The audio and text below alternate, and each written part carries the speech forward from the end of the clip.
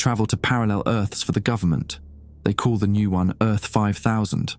The sky there looks bruised, like a peach left out too long, and the wind moves in circles that never end. Every clock I saw ticked backward, then forward, like a throat trying not to swallow. On the third sunset, the ground began to breathe. Streetlights leaned toward me as if listening. My radio crackled with a voice that was my own, older and tired. Leave. You cannot help this world. The timer on my suit chimed 3 slow tones, 1 for each day, then refused to stop. That was 6 months ago. I haven't filed my report yet. My name is Tobias Caney, and I used to think traveling between realities was just another government job, like being a postal worker, except instead of delivering letters to different houses, I delivered myself to different versions of existence. The Interdimensional Transit Division operates out of a converted missile silo in Alamogordo, New Mexico, a place so forgettable that even the locals struggle to remember it exists. Before Earth 5000, the work felt routine. Document the differences, catalogue potential resources, assess threats. Most parallel Earths are disappointingly similar to ours. Different presidents, maybe. Different outcomes to wars. Once I found a world where the Beatles never broke up, and I spent 3 days trying not to cry listening to albums that didn't exist back home. But 5000 was different from the moment I stepped through. The transition chamber, a chrome cylinder that smells perpetually of ozone and burnt coffee, usually deposits us in equivalent locations. Step through in Alamogordo, arrive in that Earth's Alamogordo. Simple enough. Except 5000's version of our facility was a crater filled with what looked like crystallized screams. Actual screams, frozen in amber-colored formations that hummed when the wind touched them. I should have requested immediate extraction. Instead, I walked toward the nearest town, following a highway that occasionally flickered between asphalt and something that felt like warm flesh beneath my boots. My supervisor, Dr. Warren Hazel, had briefed me on potential anomalies. Reality distortions, he called them. Localized breakdowns in physical laws. He said it the way other people talk about weather patterns. The first person I met was myself. He stood at a gas station that sold fuel for cars I didn't recognize. Vehicles with too many wheels that moved without engines. This other Tobias wore my face but carried scars I'd never earned. When he spoke, his voice echoed slightly like sound bouncing off the bottom of a well. "You're early," he said, not looking surprised. "Or maybe I'm late. Time doesn't cooperate here anymore." I asked him what he meant. He pointed to the bruised sky, where clouds moved in impossible spirals, and said something that made my stomach clench with dread I couldn't name. "This world ends in 3 days. It's been ending in 3 days for about 6 months now." The timer on my suit began its countdown then. 3 days. Always 3 days. I should have left immediately. Instead, I followed him into town. The town looked like someone had assembled it from memories that didn't quite fit together. I recognized the layout. Main Street lined with familiar storefronts, but the details felt wrong. The McDonald's had a drive-through that spiraled upward like a DNA helix. The post office windows showed different seasons from each pane. Summer in the left, winter in the right, spring bleeding through the center. "How long have you been here?" I asked the other Tobias as we walked past a barbershop where the red and white poles spun in both directions simultaneously. "Time doesn't mean what it used to," he said, "but I think it's been 6 months, or maybe 6 years. The days reset, but the experience accumulates." He paused at a crosswalk where the traffic lights cycled through colors that didn't exist. "I remember you arriving before, several times." My earpiece crackled with static before Dr. Hazel's voice cut through. "Agent Caney, status report. Your biological readings are fluctuating." I touched the comm unit. "Everything's stable here, Control, just documenting local variations." "Copy that. Remember, standard observation protocol, no direct interference with local events." The other Tobias smiled grimly. "He can't hear us talking, can he? Different frequencies. Your equipment operates on linear time assumptions. We reached what should have been City Hall, but the building kept shifting between architectural styles.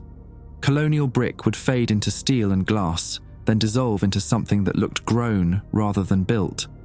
A man in a sheriff's uniform sat on the front steps, playing chess against an empty chair.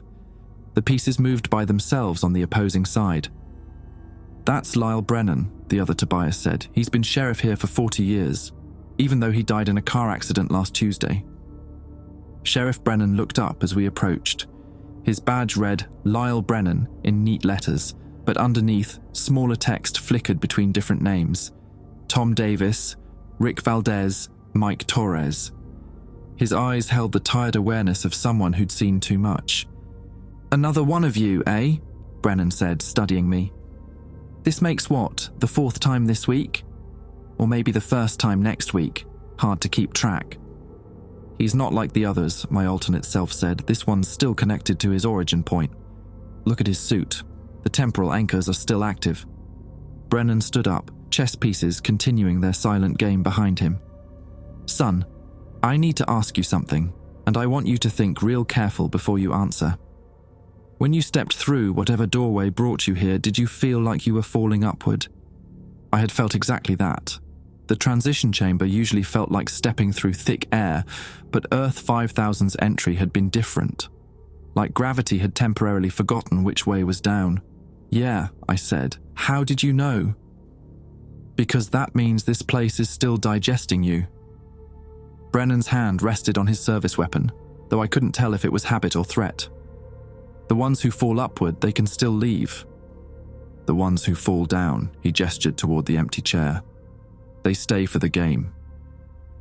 My alternate self was already walking away, heading towards what looked like a diner with too many doors.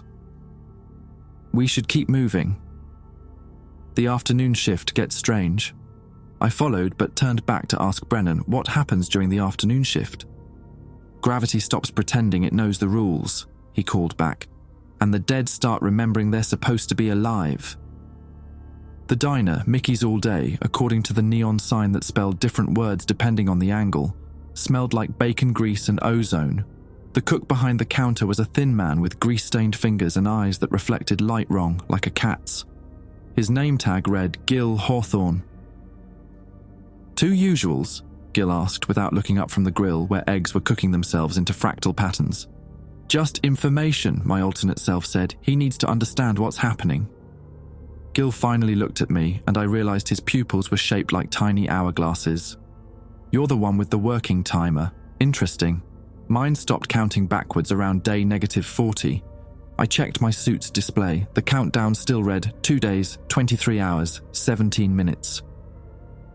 "The timer's not counting down to the end of the world," Gil said, scraping eggs that reformed faster than he could move them. "It's counting down to when you'll finally understand what already happened." My earpiece crackled again. "Agent Caney, we're detecting temporal anomalies in your vicinity. Standard protocol suggests immediate withdrawal." I looked at my alternate self, who was nodding toward the diner's back exit. "They always say that around now. But if you leave, you'll just have to come back tomorrow, or yesterday. The loop doesn't close until you reach the end." "What end?" I asked. "The part where you figure out why this world keeps ending," Gil said, still cooking impossible eggs. "And why you're the only one who might be able to stop it." Outside, thunder rolled across the bruised sky, even though no clouds moved. My suit's radiation detector began clicking rapidly, then stopped abruptly, as if it had decided the readings didn't make sense. "There's something else you need to see," my alternate said. "Something they don't put in the government reports about parallel Earths."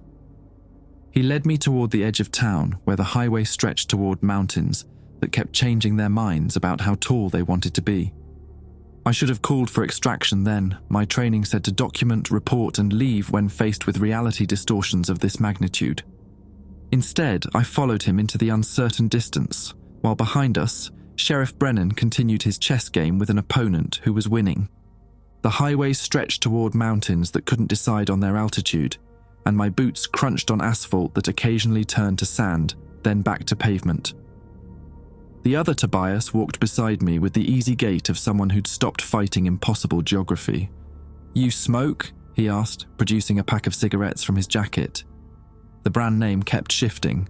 Marlboro became Newport, became something called Temporal Lights. "Quit 3 years ago," I said, then accepted one anyway. Something about this place made old habits feel necessary. He lit both cigarettes with a Zippo that sparked blue flames. I started again here. Figured lung cancer wasn't the worst thing that could happen anymore. He inhaled deeply, smoke forming geometric patterns before dissolving. Besides, I've tried dying. Doesn't stick. We walked past an abandoned gas station where the price signs displayed costs in currencies that didn't exist. Temporal units, memory credits, likelihood dollars. A rusted pickup truck sat beside the pumps, its engine running despite having no one behind the wheel. Jesus Christ, I muttered, watching the steering wheel turn itself. He's not answering calls here either, my alternate said. Though I did meet a guy claiming to be Buddha last week. He was working at the Taco Bell. My earpiece buzzed with Dr. Hazel's voice. Agent Caney, your positioning data is becoming inconsistent. GPS shows you in 3 different locations simultaneously. I pressed the comm button. Copy, control, just following the main road out of town. There is no main road on our maps, Agent. You're showing as stationary, mobile, and underground at the same time. The other Tobias snorted. Your boy Hazel's about to have an interesting conversation with his superiors. The transit division thinks they're in control of interdimensional travel. They have no fucking idea what they're really doing. Ahead, the road crested a hill that revealed something that made my stomach drop. The town we'd just left was spread out below us, but so was another copy of the same town, rotated 90 degrees, and another, upside down. 3 versions of the same place, existing in the same space like photographs printed on transparent film and stacked carelessly. Multiple reality convergence, my alternate explained, flicking his cigarette toward one of the inverted buildings. It landed in an upward-falling arc.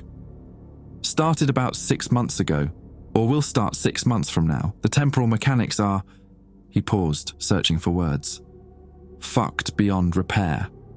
I pulled out my scanner, a device designed to measure dimensional stability. The readings scrolled past too fast to follow, reality index fluctuating between negative infinity and conceptual impossibility. The device finally displayed a message I'd never seen before. Error, causality not found. How did this happen? I asked. That's the wrong question. He led me off the road toward what looked like a communications tower, except the tower was made of crystallized time. I could see moments frozen inside the structure like insects in amber. The right question is, how many times has this happened before?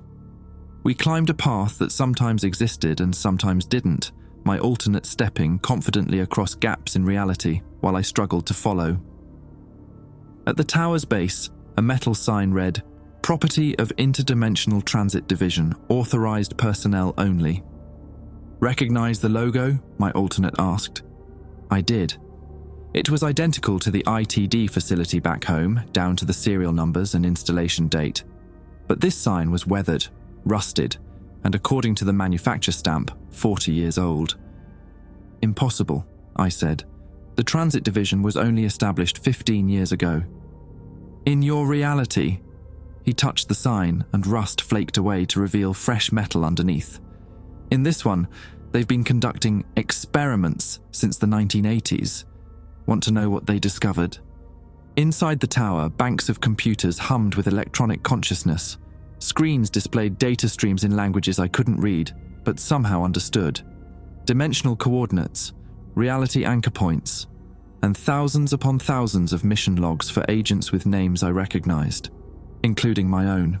Mission log 4847, read one entry. Agent, Tobias Kane. Destination, Earth 5000. Status, terminated. I scrolled through the logs. Hundreds of entries for Tobias Caney missions. Different dates, different objectives, but always the same destination.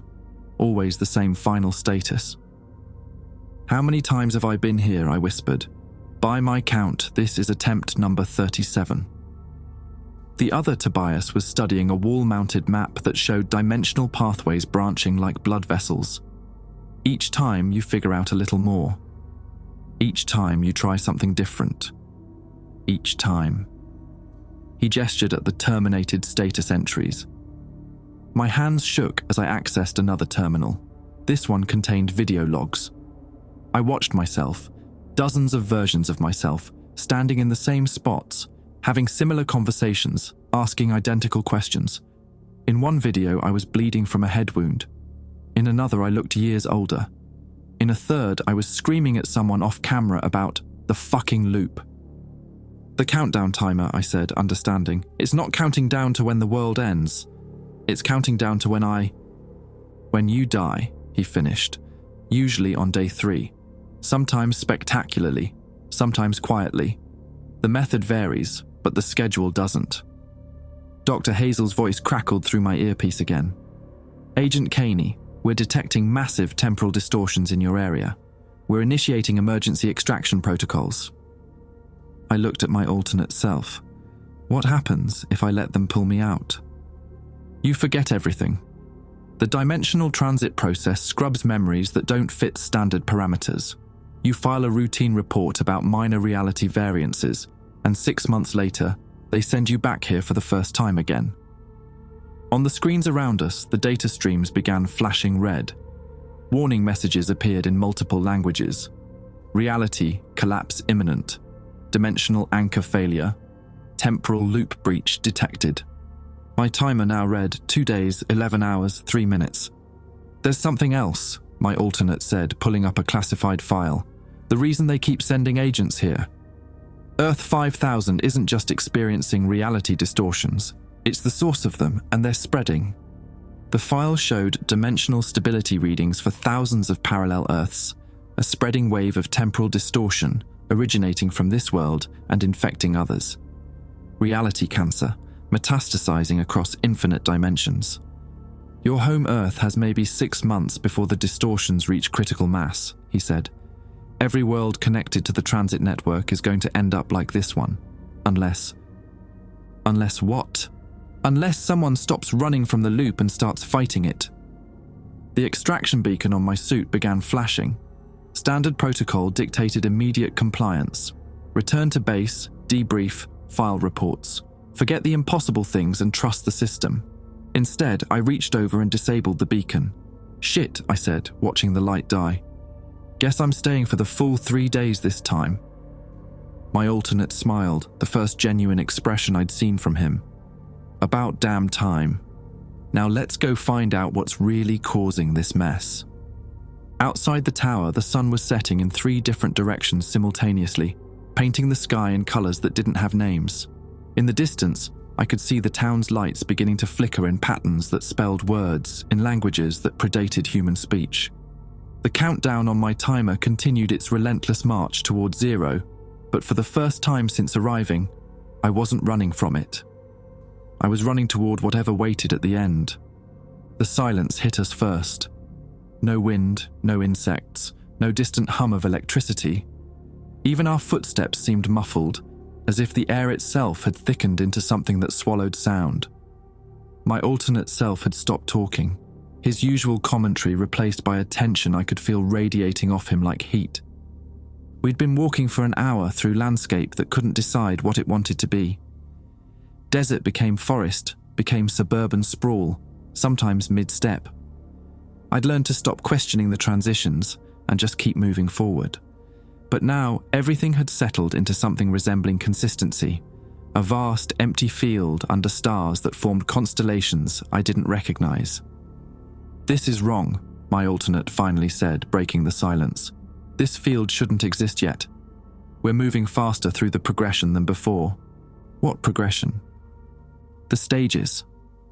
The way this world breaks down. He pulled out a notebook with pages that flickered between blank and covered in cramped handwriting. I've mapped it out over multiple iterations. First the time distortions, then the spatial overlaps, then the silence. After the silence comes. He stopped walking so abruptly I almost collided with him. What comes after the silence? I asked. The choosing.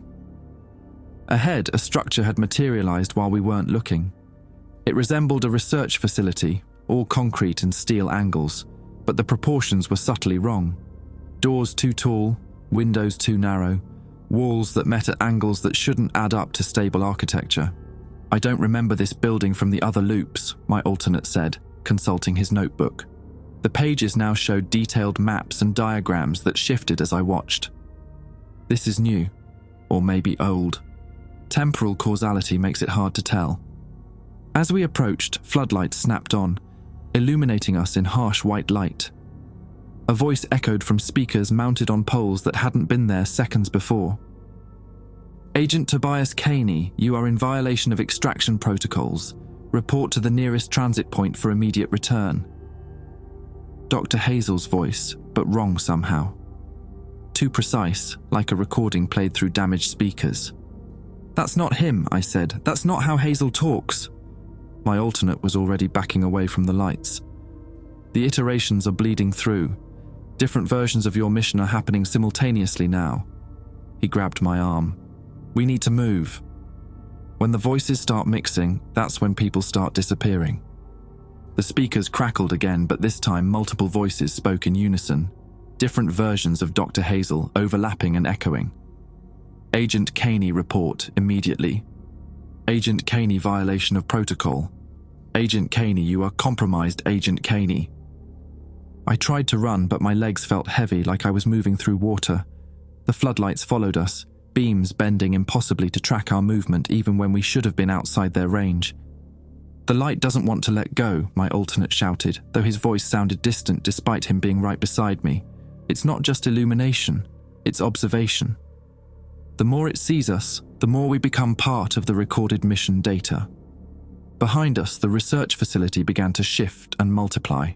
I glimpsed it becoming 2 buildings, then 4, then dozens, all slight variations of the same structure. Some had extra floors, others were missing walls.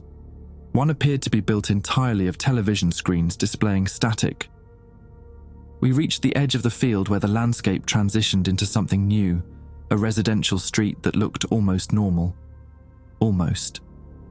The houses were perfect replicas of American suburbia, except they all had the same address number, 5000. "Safe house," my alternate gasped, pointing toward one of the identical homes. "I established it during iteration 23. The temporal loops don't penetrate domestic space as easily." We stumbled up the front walk of 5000 Maple Street. The door was unlocked, and inside, everything was aggressively normal. Beige walls, brown carpet, furniture that looked like it came from a department store catalogue. The only unusual detail was a wall covered in photographs, hundreds of them, showing the same man in different situations. Me. Different versions of me across what looked like years of missions. "Jesus," I whispered, studying a photo of myself shaking hands with a man in a government suit. In the background, I could see the ITD facility, but it looked newer, cleaner. "When was this taken?" "That's from iteration 41, my alternate said, settling heavily into a recliner that squeaked. "You haven't lived that one yet. Won't live it, actually, unless we figure out how to break the pattern." I moved to another photo. This one showed me standing in what looked like a cemetery, but the headstones were shaped like television screens. And this? "Iteration 15, you discovered the broadcast signals in that loop. Nearly figured out the source before." He made a cutting motion across his throat. My timer read, 2 days, 4 hours, 12 minutes. "You keep saying iteration like this is some kind of experiment," I said. "But if I've died 36 times before, how are you still here?" "How do you remember?" My alternate stood up and walked to the kitchen window, looking out at the street where the other identical houses sat in perfect rows. "Because I'm not you from a previous loop. I'm you from a successful one." The words hit me like a physical blow. "What?" "Iteration 63. I figured out how to break the cycle, but the cost." He turned back to me, and for the first time, I noticed details I'd missed. Scars along his jawline, grey in his hair that I didn't have, eyes that held the weight of knowledge I couldn't imagine. The process of stopping the temporal collapse required anchoring myself to this reality permanently. I can't leave. I can only guide the next version of myself through the maze. "Then why haven't you told me what causes it? Why make me figure it out?" "Because knowledge has to be earned here. Information given freely disappears. The reality distortions consume facts that don't have experiential weight behind them." He opened the refrigerator, which was stocked with identical bottles of beer. Want one? They're always cold, no matter how long the power's been out. I accepted the beer, noting that it had no label, just a bottle cap that said Temporal Brew in small letters. So, what did you discover in iteration 63? That the ITD isn't just experimenting with dimensional travel. They're harvesting realities.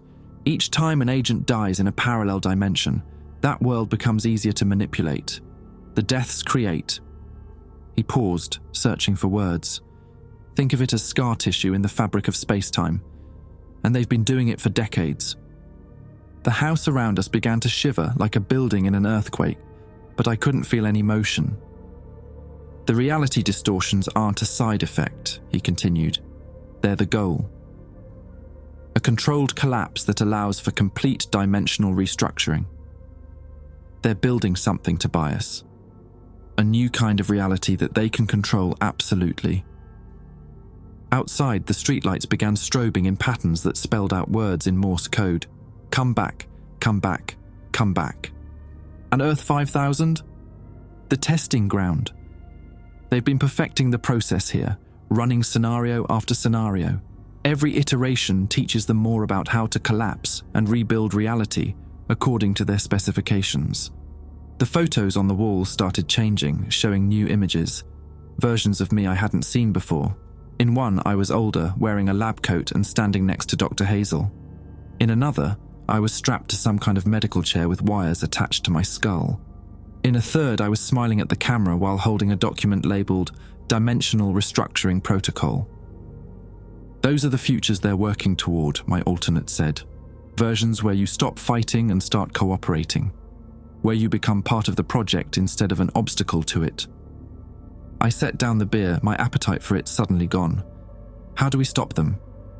We don't stop them. We become them. He moved to a closet door I hadn't noticed before.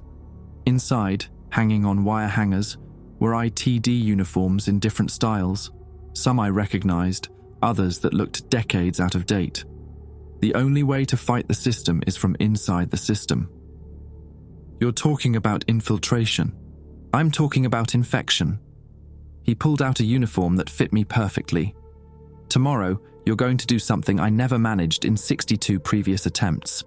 You're going to let them bring you home, but you're going to carry something back with you. What? The virus that's been eating this reality. The thing that turns ordered dimensions into temporal chaos. His smile was sad and proud at the same time. You're going to become patient zero for the destruction of the ITD project. Outside, the street began to dissolve like sugar in rain.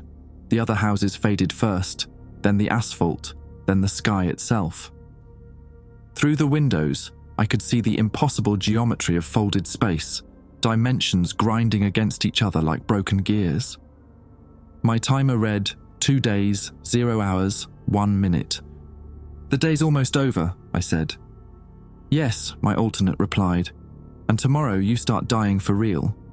I woke up on the living room floor with the taste of copper pennies coating my tongue. The house had changed overnight. The beige walls now showed hairline cracks that pulsed with soft blue light, and the carpet felt warm beneath my hands, like skin with a fever. My alternate self sat at the kitchen table studying a device I didn't recognize. It looked like a cross between a compass and a radiation detector, its needle spinning wildly before settling on directions that shouldn't exist. Temporal displacement sickness, he said without looking up, happens when you sleep in a reality that's actively dissolving. Your consciousness tries to sync with the local timeline and gets motion sickness. I checked my timer, 1 day, 23 hours, 44 minutes. Day 2, I said, pulling myself onto the couch. The hardest day. He finally looked at me and I noticed his eyes had developed flecks of that same blue light I'd seen in the wall cracks. This is when the infection becomes symptomatic, when you start changing. Outside, the identical houses on the street had been replaced by a landscape that looked like someone had crumpled up a photograph and tried to smooth it out again. Fragments of different places. A desert highway here, a forest clearing there, what might have been the surface of Mars in the distance, all pressed together without transition. Tell me about the virus, I said. How does it work? He held up the device, which I now realized was monitoring something in the air around us. It's not biological. Think of it as a conceptual parasite. It feeds on logical consistency and excretes paradox. Every time it encounters a system with rules, physics, causality, cause and effect, it finds the contradictions and amplifies them until the system collapses. The needle on his device suddenly swung toward me, then back to neutral. "You're already infected," he said. "Have been since you arrived. The question is whether you'll be able to control it long enough to get home and spread it to the ITD's core systems." My earpiece had been silent since yesterday, but now it crackled with static that formed patterns. If I listened carefully, I could almost hear voices in the noise, dozens of them, all saying my name in slightly different intonations. "They're trying to re-establish contact," my alternate explained, "but the signal has to pass through multiple iterations of your mission simultaneously. You're hearing echoes of every conversation you've ever had with Control." I pressed the comm button experimentally. "Control, this is Agent Caney. Do you copy?" The static intensified, then resolved into Dr. Hazel's voice, but layered with distortion. "Agent Caney, your extraction window. Closing. Emergency protocols. Authorized to use force." "Force?" I looked at my alternate. "What kind of force?" "Dimensional anchor bombs. They can create a localized reality collapse that pulls everything within a certain radius back to the origin point. Usually kills the target, but ensures the technology doesn't fall into wrong hands." He stood up and moved to the window, where the crumpled landscape was now showing glimpses of the ITD facility. Not the ruined version we'd found, but a pristine one with people in hazmat suits moving between buildings. "That's their staging area," he said. "They've established a forward base in the stable zone about 10 miles from here. Been using it to monitor the iterations and collect data on how reality breaks down." "How many people?" "Dr. Hazel, obviously. Dr. Janet Morse from the Temporal Mechanics Division. Agent Luis Vega. He's their enforcer. Handles extraction when agents go rogue. And the director. The director has a name, right?" My alternate's expression went blank for a moment, like he was trying to remember something important. "Funny thing about the director.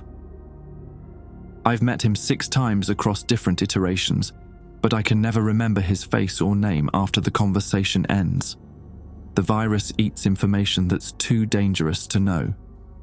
A new sound reached us, helicopters or something trying to sound like helicopters. Through the window, I could see aircraft approaching that moved in ways that violated basic principles of flight, their rotors spinning in dimensions I couldn't quite perceive. "They found us," I said. "No, they're following the extraction protocol timeline. This is when they usually show up to collect the pieces." He moved to the closet and pulled out 2 of the ITD uniforms. "But this time, we're going to let them." "You said I need to carry the virus back home. How?" "The infection isn't just in this reality, it's in you now. Your cellular structure, your memories, your dimensional signature. Every atom in your body has been exposed to the paradox field." He handed me the uniform. "When they extract you, they'll be pulling the virus directly into their core facility." I started changing clothes, noting that the uniform fit perfectly despite having no size tag. "And then what? The virus just spreads on its own?" "No, you have to choose to spread it. The infection won't activate without conscious intent from the host." His voice carried a weight I didn't like. "That's the part I couldn't do in iteration 63. I figured out how to carry it home, but I couldn't bring myself to destroy everything." The helicopters landed outside, their downdraft causing the reality fragments to swirl like snow in a blizzard. Through the chaos, I could see figures in hazmat suits approaching the house with equipment that looked designed for containing dangerous materials. "What happens to you when I leave?" I asked. "I stay. This is my anchor point now. But maybe if the plan works, maybe this timeline gets to finish properly. Maybe the loop finally breaks and everyone trapped here gets to die the way they're supposed to." The front door began to glow around the edges, heating up like metal in a forge. "Thermal lance," my alternate said. "They're cutting their way in. Remember, your agent Tobias Caney reporting for extraction after a successful reconnaissance mission. You discovered evidence of dimensional instability, but nothing more. Let them scan you, let them debrief you, let them believe they're in control. And then Then you wait for the right moment and unleash hell. He pressed a small device into my hand, the temporal detector he'd been using. When this needle points straight up, that means you're at the center of their operation. That's when you activate the virus. How do I activate it? You remember. Remember everything that happened here. Remember the loops. Remember the people trapped in this broken reality. Remember that the ITD created this hell deliberately. His eyes were completely blue now, like staring into deep water. The virus feeds on contradiction, and the biggest contradiction is that an organization claiming to protect reality is actually destroying it. The door exploded inward, showering us with splinters that turned to butterflies before hitting the ground. Men in hazmat suits stormed in, weapons drawn, voices muffled by their masks, but clearly shouting orders. "Agent Caney," one of them called, "step away from the temporal anomaly." They meant my alternate, I realized. To them, he probably registered as some kind of distortion or echo. "Agent Tobias Caney reporting," I said, stepping forward with my hands visible. "Mission accomplished. Requesting immediate extraction." Dr. Hazel's voice came through their radio. "Confirmed identity match. Initiate containment protocols for both subjects." "Both?" I started to protest, but my alternate shook his head slightly. "They can't risk leaving any version of you behind," he said. "But don't worry. They'll figure out which one is real when they run their scans." The extraction team moved with practiced efficiency, securing us with restraints that hummed with electrical current. As they led us toward the helicopters, my alternate leaned close enough to whisper, "Whatever you do, don't let them convince you this was all a hallucination. That's how they break the ones who come back knowing too much." The last thing I saw before they loaded us into separate aircraft was the house collapsing in on itself, folding like origami until it disappeared completely, leaving only a patch of grass that was much too green.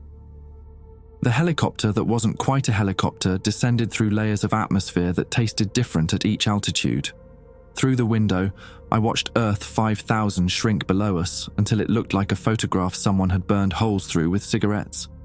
The transition zone between dimensions felt like being turned inside out while falling upward. Exactly the sensation Sheriff Brennan had asked me about. Agent Luis Vega sat across from me, his face hidden behind a respirator that filtered out what he called temporal particulates. His eyes never left me, and I noticed he kept one hand on a device that looked like a cross between a taser and a tuning fork. "Standard extraction protocol, Agent Kane," he said, his voice mechanized through the respirator. "We'll run decontamination scans when we reach base. Some parallel dimensions leave trace signatures that need to be neutralized." I nodded, trying to look relieved rather than terrified. The temporal detector my alternate had given me was hidden in my uniform pocket, its weight both comforting and damning. Through the aircraft's strange windows, I could see we were approaching the Alamogordo facility, but not the version I remembered. This one sprawled across 10 times more territory, with buildings that curved in ways that suggested non-Euclidean architecture. "How long have I been gone?" I asked. 72 hours, Vega replied, though dimensional transit can create subjective time dilation. Some agents return feeling like they've been gone for weeks. The aircraft touched down on a landing pad that seemed to exist in multiple places simultaneously. As we disembarked, I noticed the ground crew wore the same kind of respirators, and their movements had a rehearsed quality that suggested this was far from the first extraction from Earth 5000. Dr. Hazel waited at the facility entrance, but something was wrong with him. Not obviously wrong, he still looked like the supervisor I'd known for 3 years, but there were subtle differences. His lab coat was a slightly different shade of white. His handshake lasted exactly 3 seconds, no more, no less. His smile was perfect in a way that human smiles never are. "Welcome back, Tobias," he said. "I trust your mission was productive." "Routine dimensional survey," I replied, sticking to the script my alternate had suggested. Some minor reality fluctuations, but nothing beyond normal parameters. "Excellent. Let's get you through decontamination and debriefing." The decontamination chamber looked like something from a science fiction movie. White walls lined with sensors that hummed at frequencies just below hearing. I stood in the center while machines I couldn't identify scanned me with lights that cast no shadows. Temporal signature, nominal, announced a computerized voice. Dimensional anchor, stable. Biological integrity, 97%. 97%? Dr. Hazel's voice came through speakers in the ceiling.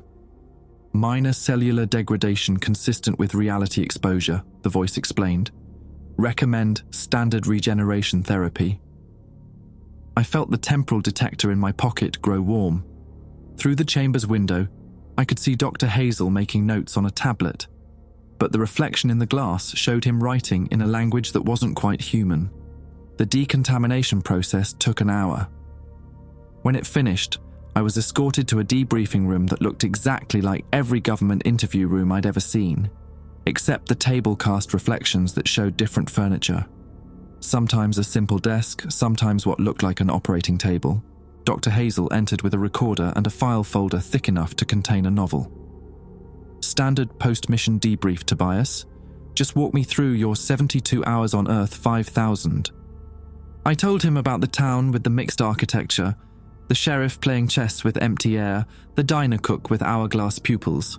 All true, but carefully edited to remove any mention of my alternate self or the revelation about the ITD's true purpose. And you encountered no other agents? Dr. Hazel asked. No evidence of previous ITD missions? The question felt like a trap. Should I have? Just being thorough.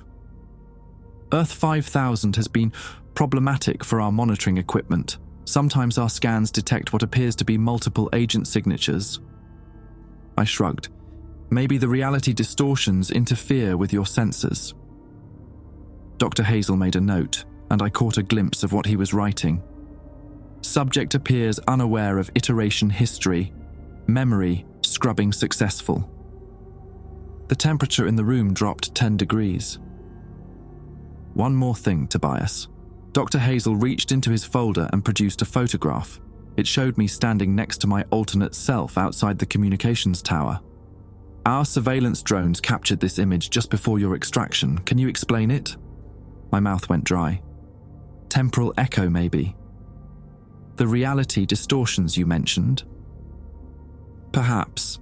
He set the photo on the table between us. Or perhaps you encountered another version of yourself and failed to report it. The temporal detector in my pocket was getting hot enough to burn. Through the debriefing room's window, I could see the hallway outside, but the reflection showed an endless corridor lined with doors that opened onto star-filled voids. Dr. Hazel, I said carefully, how long has the ITD been conducting missions to Earth 5000? His expression didn't change, but something flickered behind his eyes. That's classified information, Agent. I'm cleared for dimensional reconnaissance data.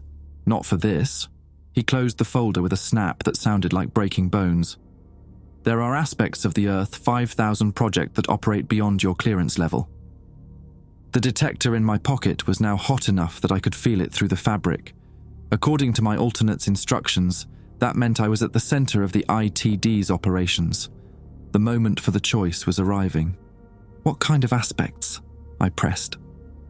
Dr. Hazel stood up, his movement too fluid, like he was floating rather than walking. The kind that requires subjects who don't ask too many questions. He pressed a button on the wall, and the debriefing room's door sealed with a hiss of pressurizing air. The kind that work better when the subjects don't remember their previous iterations. The lights in the room began to flicker, not randomly, but in patterns that spelled out words in the same alien language I'd seen in his reflection. You know, I said, don't you? You know this isn't my first mission to Earth 5000. Agent Caney, you have participated in 37 separate missions to Earth 5000. Each time you discover slightly more about the true nature of our project. Each time we extract you, scrub your memories, and send you back 6 months later. Dr. Hazel's voice was losing its human inflection, becoming something that sounded generated rather than spoken. You are not an agent. You are a test subject. The reflection in the table's surface now showed the room filled with identical copies of me, all sitting in the same chair, all having the same conversation. What are you testing? How many iterations it takes to create a perfect carrier? He moved to a control panel I hadn't noticed before. You see, Tobias, the reality virus that has infected Earth 5000 is quite useful when properly controlled. It can be used to restructure dimensions according to our specifications, but it requires a human host to transport it between realities. I reached for the temporal detector, pulling it from my pocket. The needle was pointing straight up. You've been trying to create a carrier who would bring the virus back without realizing it, I said. Precisely. And you, Iteration 38, appear to be our first complete success. Dr. Hazel smiled, and his teeth were made of the same crystallized time I'd seen in the communications tower. The virus is fully integrated into your cellular structure. When we transport you to our target dimensions, you'll spread the infection automatically. Target dimensions. The realities that haven't yet accepted our authority. Earth Prime, where you originated, is first on the list. The room around us began to shift, walls stretching upward until the ceiling disappeared into darkness. Through the expanding space, I could see the true scale of the ITD facility, not a research station but a massive factory with assembly lines of dimensional transit chambers and holding cells containing versions of people I recognized, including dozens of versions of myself. The beautiful thing about the virus, Dr. Hazel continued, his form beginning to blur around the edges, is that it responds to the host's emotional state. Fear, anger, desperation. These emotions accelerate the infection rate, and right now, Tobias, you're feeling all three. He was right. I was terrified, furious, and completely out of options. And as those emotions peaked, I could feel something responding inside me. The virus my alternate had described, feeding on paradox and contradiction. The biggest contradiction of all, an organization dedicated to protecting reality, was using me to destroy it. Remember, I whispered, echoing my alternate's final instruction. Remember everything. The virus activated. Reality in the debriefing room began to fold like paper origami. The walls developed cracks that showed glimpses of other times and places. The town on Earth 5000, the communications tower, the safe house. Dr. Hazel's perfect human facade shattered, revealing something underneath that was part machine, part mathematical equation, and entirely wrong. Alarms started blaring throughout the facility. Through the expanding cracks in space-time, I could see other parts of the ITD complex beginning to experience the same reality breakdown that had consumed Earth 5000. "What have you done?" Dr. Hazel screamed, his voice breaking into static. "What you trained me to do," I replied. "I'm spreading the virus." The door to the debriefing room melted away, and beyond it, the hallway was filling with temporal distortions. Guards in hazmat suits were running in multiple directions simultaneously, some forward through time, some backward, all of them shouting orders that contradicted each other. I had maybe minutes before the facility's reality collapsed completely. Minutes to find the central transit chamber and make sure the virus spread to every dimension the ITD had access to. Minutes to finish what 37 previous versions of myself had died trying to accomplish. The timer on my suit, which had been silent since the extraction, suddenly flared to life. 23 hours, 47 minutes, 3 seconds. Day 3 was beginning. The hallway outside the debriefing room had become a gallery of temporal wounds. Past and future bled through cracks in the present. I glimpsed the facility as it had been under construction, then as ruins decades in the future, then as something that had never been built at all. Guards stumbled through these overlapping timelines, some aging rapidly, others moving backward through their own memories. I pressed against the wall, trying to navigate toward what my mental map said should be the central transit chamber, but the facility's layout kept shifting, corridors stretching longer or compressing into spaces too narrow for human passage. The virus was feeding on the ITD's own dimensional manipulation technology, using their tools against them. A voice called out from behind me, "Agent Kane!" I turned to see Agent Luis Vega approaching, but something was wrong with him. His left side looked younger than his right, as if different parts of his body were experiencing time at different rates. The respirator he'd worn during extraction was cracked, leaking something that sparkled in the air like ground glass. The quarantine protocols, he gasped, struggling to keep pace with his own temporal displacement. They're not working. The infection is spreading through the dimensional anchors. Good, I said, continuing down the corridor. That's the point. You don't understand. Vega grabbed my arm with a hand that flickered between flesh and circuitry. The ITD has access to over 3,000 parallel dimensions. If the virus reaches the main transit array, then 3,000 realities get freed from your experimental programs. 3,000 realities collapse into temporal chaos, he corrected, including yours. That stopped me.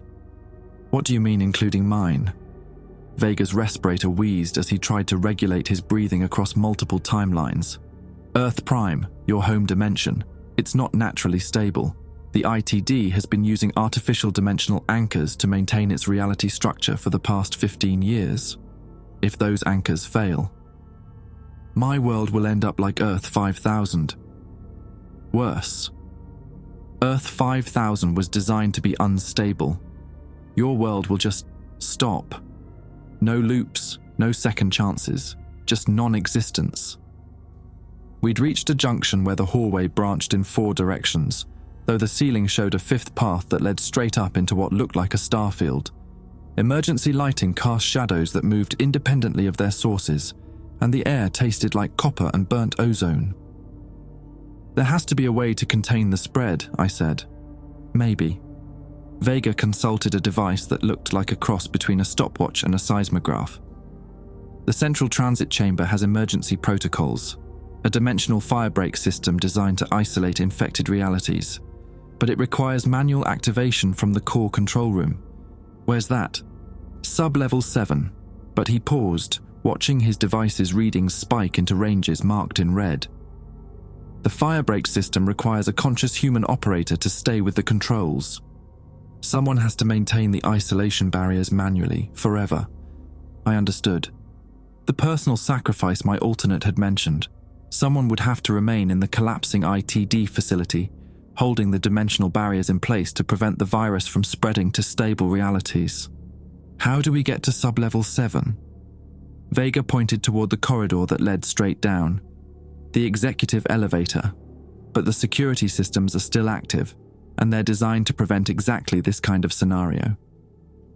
As if summoned by his words, the walls around us began to shift, revealing hidden alcoves filled with defensive systems I didn't recognize. Weapons that fired beams of crystallized time, turrets that shot bullets made of compressed space, security cameras that moved like living eyes, tracking our position. Dr. Morse, Vega said into his comm unit, we have a code paradox in Section C. Need immediate assistance with containment. The response came back in a voice layered with static. Luis, is that you? I can't. The temporal displacement is affecting communications. Where are you? Near the executive elevator with Agent Caney. We're attempting to reach the firebreak controls. Negative. The elevator shaft is compromised. Reality distortions have turned it into a... Jesus, I don't know how to describe it. A vertical maze. Time moves in loops between floors. I grabbed Vega's comm unit. Dr. Morse, this is Tobias Caney. Is there another way to reach sub-level 7? Tobias? But you're... Wait, no, that's impossible. I just watched the security footage of your debriefing. You should be in containment. Her voice carried the confusion of someone watching their reality break down in real time. There's a maintenance tunnel system, but it runs through the experimental zones, the areas where we test dimensional restructuring. How dangerous? Put it this way, we've lost entire research teams to pocket dimensions that exist in the spaces between walls. The security systems activated with a sound like breaking glass played backward. Beams of weaponized time began slicing through the air around us, leaving trails that aged everything they touched. Where one beam grazed the wall, the metal corroded through decades of wear in seconds. Move, Vega shouted, pulling me toward a maintenance hatch I hadn't noticed before. We dropped into a tunnel system that defied architectural logic. Pipes ran in impossible directions, carrying fluids that glowed with bioluminescent light. The tunnel walls were lined with viewing windows that showed glimpses of other dimensions. Worlds where the sky was green, where gravity flowed upward, where mathematics had evolved differently. The experimental zones, Vega explained as we crawled through spaces that occasionally rotated around us.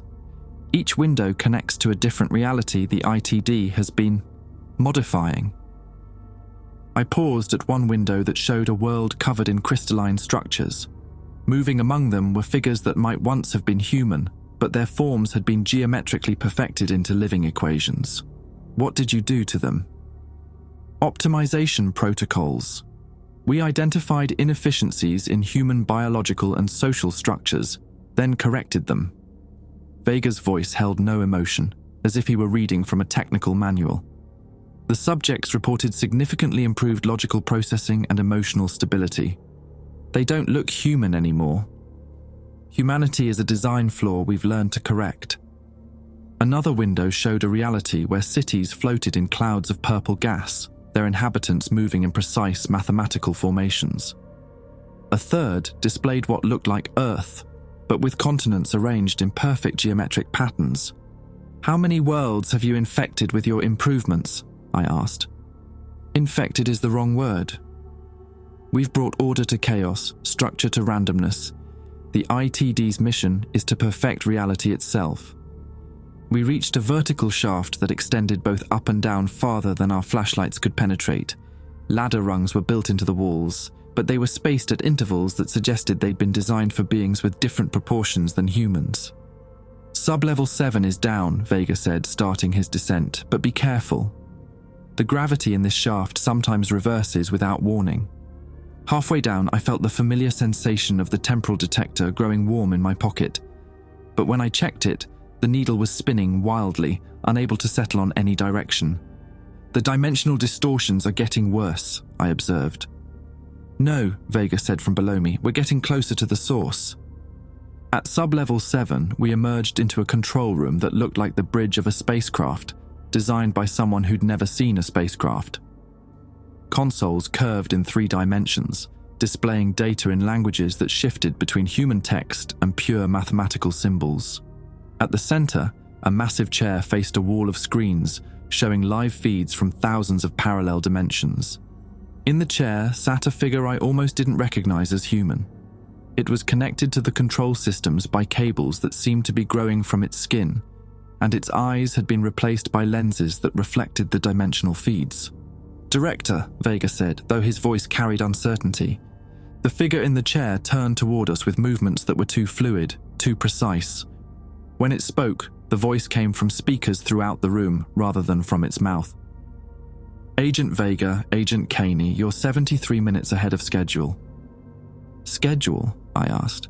The schedule by which you reach this room and activate the firebreak system. It's happened before, you see. This conversation is part of iteration 41. The director's replaced eyes focused on me with mechanical precision. Though I confess, you're showing more resistance to the memory scrubbing than previous versions. On the screens around us, I could see the virus spreading through the ITD's network. Realities were beginning to collapse, their orderly structures dissolving into the same temporal chaos that had consumed Earth 5,000. The firebreak controls, I said. Show me how to activate them. Of course. The director gestured toward a console that required both hands to operate simultaneously.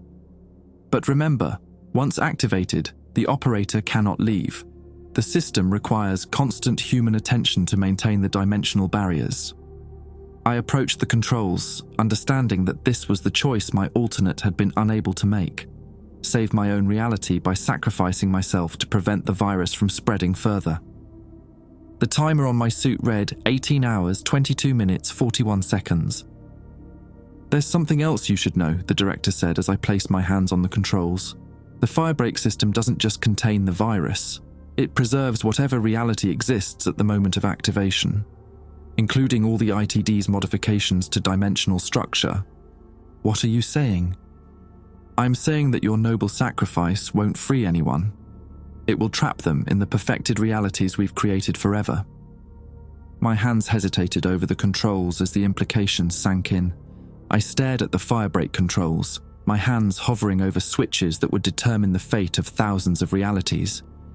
The director watched me with mechanical patience, cables pulsing with data that flowed between his hybrid form and the dimensional monitoring systems. "Difficult choice, isn't it?" he said. "Preserve order at the cost of freedom or allow chaos to consume everything, including the people you're trying to save." On the screens around us, I could see the virus spreading through the ITD's network like spilled ink. Earth 2847 was experiencing temporal loops that turned its cities into Mobius strips. Earth 891's gravity had become emotional, responding to fear and joy instead of mass.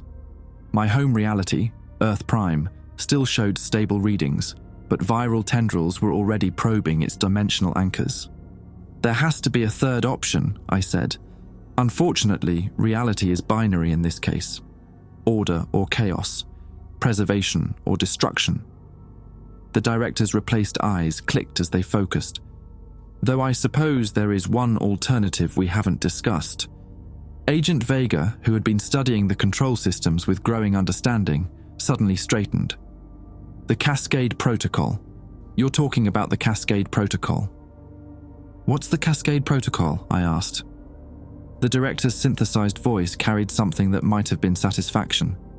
"A complete dimensional network shutdown. It would sever all connections between realities, leaving each dimension isolated and free to develop according to its own natural laws." That sounds like what we want. Perhaps. But the energy required for such a shutdown would have to come from somewhere. Specifically, from the life force of every ITD facility across all connected dimensions, including the thousands of personnel currently trapped in various experimental stations. Vega moved to another console, his fingers dancing across controls that displayed readings I couldn't interpret. "It's worse than that, Tobias. The cascade would require a conscious mind to guide the process. Someone would have to maintain awareness while being simultaneously torn apart across multiple dimensions." "Death by infinite multiplication," the director explained. "The operator's consciousness would be distributed across every reality in the network, experiencing the destruction of each facility in excruciating detail, forever aware but never able to die completely." The timer on my suit had accelerated somehow. 11 hours, 3 minutes, 22 seconds. "But it would free all the trapped realities," I asked. "Every world the ITD has modified would revert to its natural state. The optimization protocols would dissolve. The crystalline people would become human again. The geometrically perfect cities would return to organic chaos." The director's head tilted at an angle no human neck could achieve. "Of course, some of those realities might collapse entirely once their artificial supports are removed. Natural doesn't always mean stable." I thought about the worlds I'd seen through the maintenance tunnel windows. The crystalline humans who'd traded their humanity for logical perfection. The floating cities arranged in mathematical formations. Were they better off as unwilling participants in the ITD's grand design, or would they choose freedom even if it meant potential destruction? The answer came from an unexpected source, my own memories of Earth 5000. Sheriff Brennan playing chess with death and losing gracefully. Gil Hawthorne cooking impossible eggs while reality dissolved around him. My alternate self choosing to remain trapped in a broken timeline rather than escape to safety. All of them had chosen freedom over security, chaos over controlled perfection. "How do I activate the Cascade Protocol?" I asked. Vega stepped back from his console, his temporally displaced form solidifying into something approaching normal human proportions. "Tobias, you understand what you're choosing? This isn't sacrifice, it's torture that lasts forever. Better than preserving this abomination." The director's mechanical laughter filled the control room. "You assume you have the authority to make that choice for everyone. What gives you the right to decide whether billions of beings should live in ordered happiness or die in chaotic freedom? The same thing that gave you the right to optimize them without their consent." I moved to the primary control console, where a series of switches were arranged in a pattern that hurt to look at directly. Above them, a sign read, "Cascade Protocol, authorized personnel only, irreversible." The director's cables began retracting from the control systems, his hybrid form standing with movements that suggested he was preparing for a physical confrontation. I cannot allow you to destroy decades of progress toward perfect reality. Vega, I called, can you handle the director? I can try. Vega pulled out the device that was part taser, part tuning fork. But these cybernetic modifications make him unpredictable. The director moved faster than anything partly human should be able to, crossing the control room in a blur of synthetic flesh and technological enhancement. Vega's weapon discharged with a sound like breaking crystal, sending arcs of electricity through the air, but the director's modified nervous system seemed to absorb the energy and redirect it. I focused on the cascade controls, trying to decipher the sequence needed to initiate the protocol. The first switch was labeled Dimensional Anchor Severance. I flipped it and immediately felt a sensation like the ground dropping away beneath my feet. Behind me, the director and Vega were locked in a struggle that defied physics. The director's technological components allowed him to exist partially outside normal space-time, making him difficult to predict or counter. But Vega's temporal displacement gave him moments of precognition, allowing him to dodge attacks that came from multiple directions simultaneously. The second switch, Network Isolation Initiation. As I activated it, the screens around us began going dark, showing realities that were being cut off from the ITD's influence one by one. "Stop!" the director screamed, breaking away from Vega to lunge toward me. "You don't understand the consequences!" But I was already reaching for the third switch. Consciousness Distribution Matrix. The moment my fingers touched it, I understood what the director had tried to warn me about. This wasn't just death. It was awareness spread across infinite points of existence, feeling the dissolution of every ITD facility in every dimension. Experiencing the terror and confusion of thousands of personnel as their artificial realities collapsed around them. And underneath that immediate horror, something deeper, the sensation of realities awakening, remembering what they had been before the ITD's modifications. The crystalline people suddenly recalling the warm chaos of flesh and emotion, the geometric cities spontaneously developing crooked streets and unexpected gardens. I activated the switch. The pain was indescribable. My consciousness exploded outward, touching every reality in the ITD network simultaneously. I felt myself dying in a research station orbiting a black hole. I experienced suffocation in an underwater facility where they'd been experimenting with liquid breathing. I burned alive in a dimension where fire had achieved sentience. But I also felt freedom spreading like wildfire, optimized humans remembering how to cry, perfect mathematical cities developing beautiful floors, sterile paradises sprouting weeds and wonderful imperfections. Through the distributed agony of my consciousness, I felt the director's technological components failing as the network that supported them dissolved. His scream of frustration echoed across multiple dimensions before cutting off abruptly. Vega's voice reached me from somewhere impossibly distant. "Tobias!" The timer. I looked down at my suit through 1,000 different sets of eyes. The countdown had stopped at exactly 0 days, 0 hours, 0 minutes, 0 seconds. Not because time had ended, but because the artificial temporal constraints that had created the loop were finally broken. In the control room that was now collapsing around us, Vega was struggling toward an emergency transit pod. "I can get you out," he shouted. "The cascade is initialized. It will continue without you." But I couldn't move. My consciousness was too scattered, too diluted across infinite realities to control a single physical form. I was aware of him reaching the pod, aware of his last-second decision to activate it and escape to whatever dimension might still be stable. And then I was alone with the beautiful destruction I had chosen. As the ITD facility collapsed into dimensional fragments around me, my distributed awareness watched thousands of realities remember how to be imperfect. I felt their joy and terror and confusion as they discovered they were free to make their own mistakes again. The last thing I experienced before my consciousness finally scattered beyond the possibility of reassembly was the sight of Earth, 5,000's bruised sky clearing to reveal stars arranged in patterns that followed no mathematical logic at all. They were the most beautiful constellations I had ever seen. 6 months after the cascade, Agent Luis Vega sat in a diner in Roswell, New Mexico, drinking coffee that actually tasted like coffee instead of optimized nutrition. The waitress had crooked teeth and laugh lines around her eyes, beautiful imperfections that would have been corrected in the ITD's version of reality. Through the window, he watched clouds move in genuinely random patterns across a sky that had remembered how to be unpredictable. No more geometric formations, no more mathematically perfect weather systems. Just chaos doing what chaos did best, creating unexpected beauty. The government had classified the ITD incident as a catastrophic equipment failure and sealed the Alamogordo facility under concrete.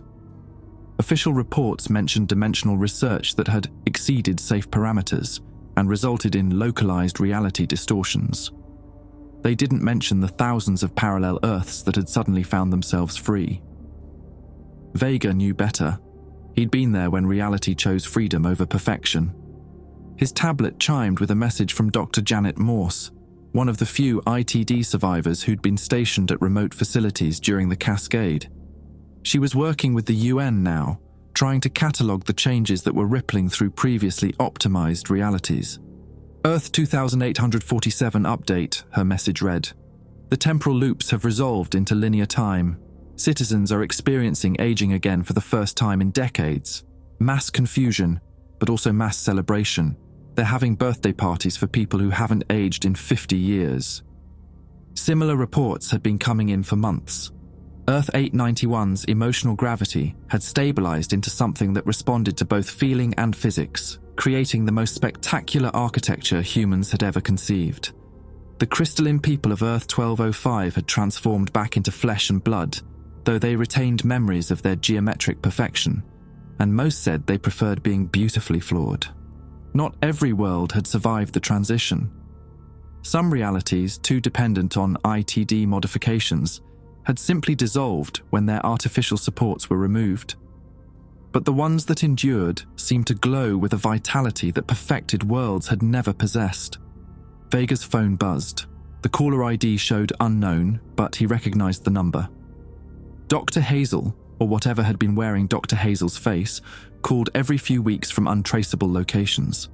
The conversations were always brief and always the same.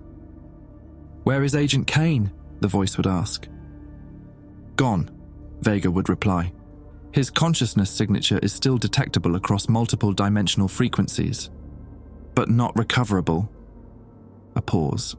Then, "We have other facilities, other projects.